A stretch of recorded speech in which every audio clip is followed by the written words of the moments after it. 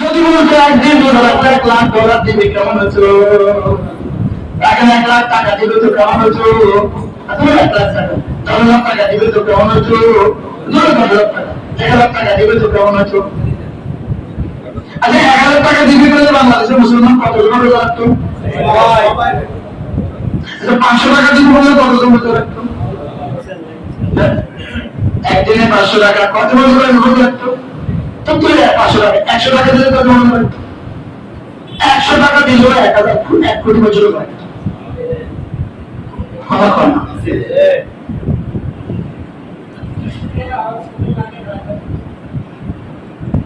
এক প্যাকেট ইফতারের জন্য 3 দিন করা যায় না? জাতি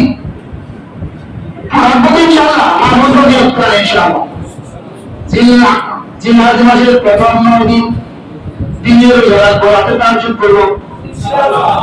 যেহেতু রোজা রাখতে হলে তাহাজ্জুদ করতে হবে, সাহারি খেতে হলে তাহাজ্জুদ করতে হবে ইনশাআল্লাহ। এই দিনগুলোতে রোজা রাখবো, তেলাওয়াতে বেশি করবো, জিকিরে বেশি করবো। এই দিনগুলোর কথা মেয়েদের মুসলমান জানেই না।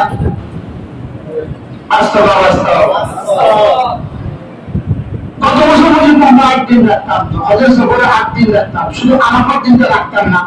মনে রাখতে কষ্ট হয়, তারপরেও রাখছি।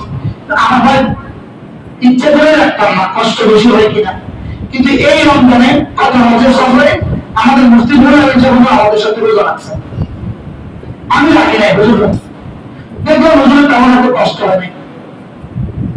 আমি সব রাখবো, আপনিও রাখছেন, আমি এবার থেকে রাখতাম আল্লাহ তাওফীক দান করেন।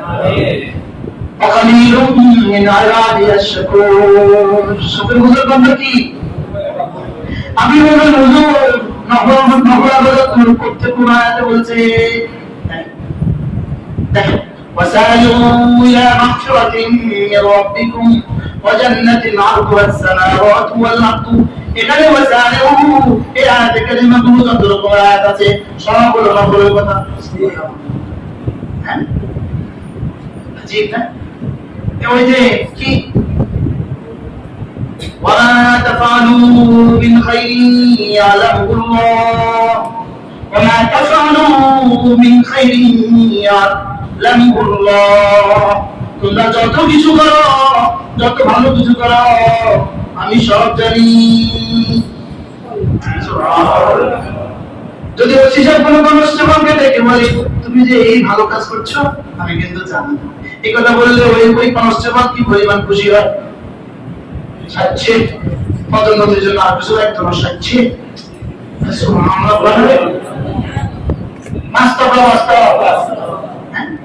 আচ্ছা এই পয়েন্টটা প্রিন্সিপাল যদি কলেজের প্রিন্সিপাল শুধু তার স্টুডেন্টকে বলে তুমি যে অনেক কিছু করো কলেজের জন্য আমার কিন্তু ধারণা আছে, শুধু এটা বললে ওই স্টুডেন্ট কি লাগে, কি পরিমাণ খুশি হবে সে বুঝে না কথা।